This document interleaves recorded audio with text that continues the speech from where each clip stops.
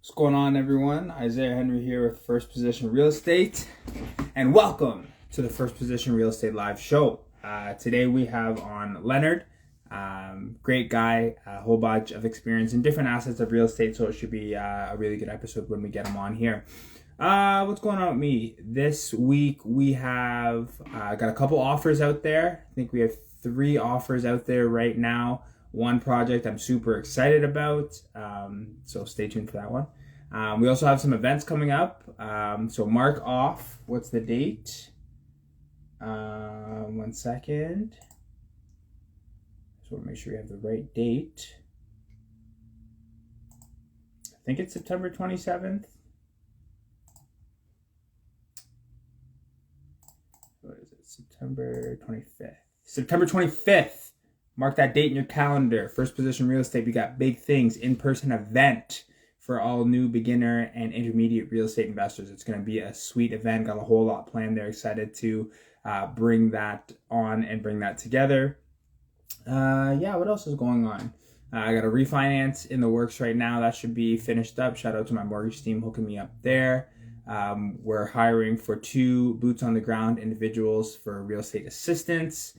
And we're also welcoming a new joint venture partner to the First Position Real Estate family. So that's awesome. I'm excited to have that as well. Let's see if we can get Leonard on here, and we'll get this going.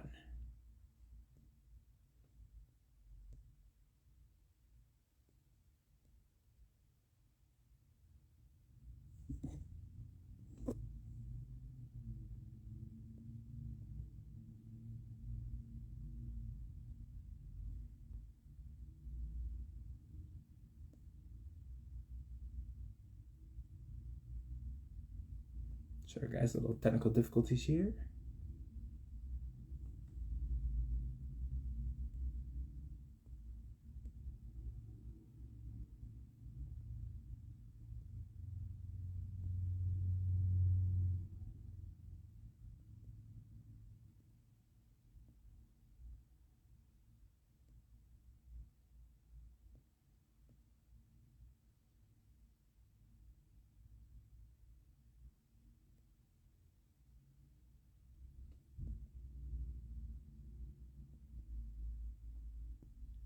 Sorry guys, having a little trouble getting him on here.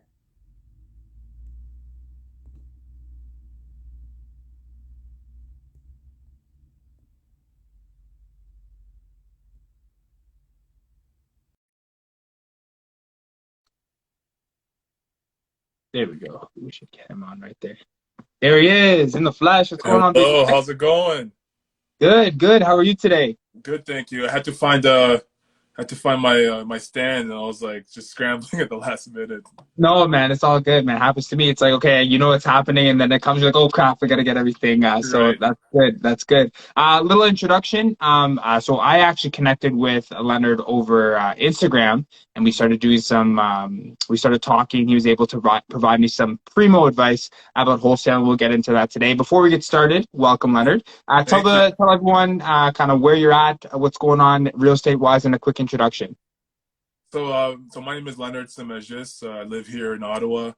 Been real estate investing for the past like 2 years seriously, but beforehand we were doing it kind of passively, as you can probably use that term. We instead of investing into by we I mean my wife and I, Sarah, instead of investing in a bigger home after we got married, we didn't necessarily outgrow our current home that we currently still live at. So we decided to invest in a multifamily, a duplex in Centertown, and that was our first dabble into real estate together. But beforehand, I bought this current property that we live in when I turned 29, right before I turned For some reason, I had it in my head that I needed to buy my own place before I turned 30. So that was always a goal. So I was able to accomplish that, and that's where my real estate journey began. That's awesome, man. I love that, especially like, working with your wife. That's a great avenue. I see a lot of investors, who are Mhm. married, just doing it and their wife or their husbands are on board, but doing it together, that's really cool. If you don't mind, I got three questions for you. We'll kind of go into there, chop it off that, if that's cool with Okay, you. that's cool. Let's Awesome, do man. it. All right, first question here. So, as I said, I reached out to you a few months ago about wholesaling, and honestly, blew my mind with the tips that you were able to give me, and I appreciate that. By the Of way, course. got the deal done I because saw that. Yes, all right. yes. Well done. But in terms of wholesaling, what are three tips you could tell someone who's new or maybe even a beginner in wholesaling? Okay, so wholesaling is a strategy that we use right now as an exit strategy, meaning that it's not our primary focus anymore, but I can still offer some great value. When it comes to wholesaling, you're only as good as your buyer's list. I can't stress that enough. Like a lot of new wholesalers, they'll focus on getting the deal, but then once they have the deal, they have nobody to sell it to. So you have to so I would argue simultaneously as you're acquiring these deals, you also want to build your buyers list, and you want to be able to qualify these buyers, especially in the current market that we're in right now. You have to ensure that these people ideally have hard money so they can close on these deals, Mhm. and if they need to qualify with a financial institution, you want them to be pre-approved prior to assigning these deals to them. So first, you definitely want to have create your buyers list.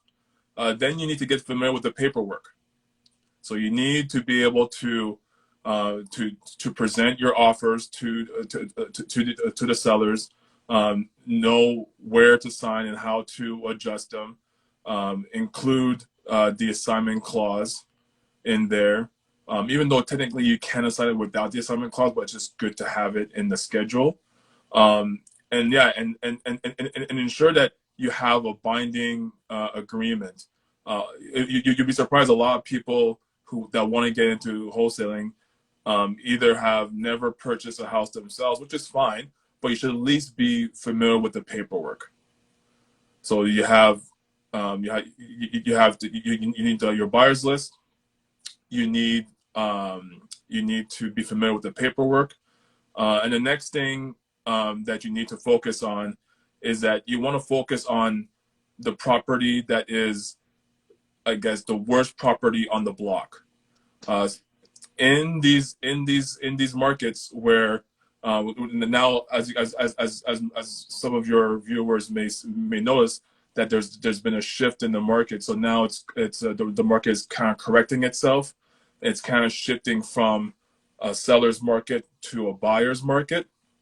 And in these types of markets, you want to be able to go for the property that's the less desirable one on the block, mainly because that's the one that'll present the greatest spread as far as increasing its value, either by using the burst strategy or flipping it, anywhere where you can add value to increase it to what the market value is in that neighborhood, and be specific Perfect. as far as targeting those depreciated properties.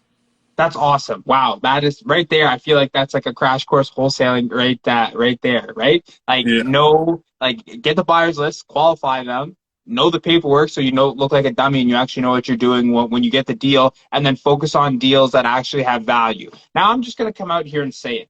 yeah, I network with a lot of wholesalers. There's some people who are wholesaling stuff with no value add opportunities. They're pretty much exactly. taking they're taking stuff off the MLS up putting a 50K wholesale fee and selling it. I even saw this one guy because I do a lot up north, especially in Hmm. Timmins. I saw the property on MLS. I know exactly how much it's for. I Yeah, see it on Facebook Marketplace wholesale plus 100K. I have to reach out and say, bro, you are a scumbag. Like that is not how wholesaling should be. It's awful. I totally agree with you, and like that's where we struggle when we came with the few deals that we had, because we wanted to actually offer a deal. And for me, a deal, just as you alluded to, kind of like I guess the qualifications of it should be that it's below market value, and there's enough room for you to, obviously you want to get compensated for your efforts, but you also want to leave some, as they say, some meat on the bones for the end buyer for whatever he or she wants to do, whether it's to flip the property, do the burst strategy, so on and so forth. So you want to ensure that you're getting ideally something that's like between 60 to 80 cents on the dollar, where it's an actual deal, It's an an actual actual discount. deal. Yeah, Yeah, like stop like wasting time and just like, remarketing MLS properties with a exactly. wholesale tag. We're looking for a deal. Like, don't get me wrong, and you said it great. Like a wholesaler, you should be compensated for your efforts, but if you're not leaving any room to add value, you're just wasting everybody's time. Like, no Exactly. disrespect, you're wasting a lot of people's time. Exactly. That's good. Exactly. One more thing I wanted to add on that point. You said Sure. your buyers list, like qualifying those buyers. And I haven't heard that before because a Mm, lot of people just like email, give me all the emails. And they have 5,000 buyers, but they don't really know any of those, like their actual buying power. Maybe out of those mhm, 500 people, five of them actually have the capacity to close. What has mhm. been your experience qualifying those buyers? Uh, when it comes to qualifying the buyers, um, my personal experience has been it's been pretty positive. For the most part, what we try to do is we create a buyers list. So initially it's that call to just kind of get that interaction, just to get eyes on your deal.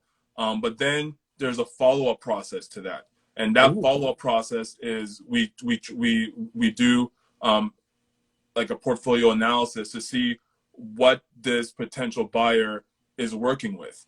And then depending on how comfortable they feel disclosing that information, then you can kind of get a sense whether or not these are actually serious buyers or not. I like that. I like Yeah. that. I think right there that separates like the guys who just kick the tires for wholesaling and guys who are doing this at scale or actually like with profession, right? So many Mm-hmm. like deals come out like they're not really doing anything, but that step to qualify those buyers is above and beyond. So I love that. I'm gonna have to Nice. make sure a lot of people get rise to that. Moving on to our second one. So again, when we were talking. You talked a lot about negotiating that deal, and I see some of the content you and your wife put out. You talk about that as well when looking at an off-market deal that whether you're going to close yourself or even wholesale, what are some of the things you want to do or work with the seller to get that off-market deal to the closing table? Well, see that's a loaded question right there. It obviously like it all depends on the deal. But one thing that you want to try to find out is try to see how much the seller bought the property for, and see Okay, how much equity there's in that property. So if nice. there's a certain amount of equity in that property, then the seller may be open to do some seller financing or another term, so like a vendor take back. Yeah, With that strategy kind of in your back pocket, you can almost meet their number because they'll be providing some of the financing for the deal. So that could be an incentive for them for sure. I like that. So going the seller financing route, and again, like I'm pretty versed, I understand that, but for people who maybe haven't or are looking into it, is Hmm. that something that you wait for the seller to bring you? Like, hey, I'm the seller. Hey, would you like me to finance it for you? Or is that something you bring up to the seller and say, hey, with your equity, you might be in a great position to seller finance or hold financing on this? I tend to bring it up, and we kind of leave it to like the end of the process. Okay. For all it's like you can now mind you could use it off the bat, but usually that only works when the person themselves is an investor also. Then and or they have many properties that they're about to sell that year, and they want to save some money on capital gains. So we try to use it kind of like towards the end of the negotiation period, especially in a situation where like, while we can't exactly meet your price, so can we possibly do a seller financing, and that's a way that we can kind of bridge that gap to coming closer to their price. That's nice. And I like just conceptualizing how you're doing it. You leave that to the end. You're building that relationship, whatever you do, Mhm. your due diligence with that seller. You get them to the point where at the end of the day, they just want to do business with you. Like the price is now not the first thing in their head. And you get them to Exactly. the point, say, hey, listen, we're both wanting to do this deal, but let's like, I need the seller financing to get you what you want so we can get this done. And I feel they'd be in a much better headspace to make that happen. No? That's exactly it. And like one thing that you really want to do with most of your deals, especially when it comes to wholesaling, you want to find out what's the motivation of the seller. And we're looking for sellers that are in a position where they're looking for either a quick sale, they're looking to get rid of this asset. Either they're embarrassed because they haven't updated their property. Maybe they're behind on their mortgage. Perhaps that especially with COVID, for example, a lot of sellers didn't want to have a lot of people coming into their house and viewing their property. So if you can resolve some of those issues for these sellers, as a wholesaler, you can be very, very like it could be very profitable for you if you're able to solve those problems.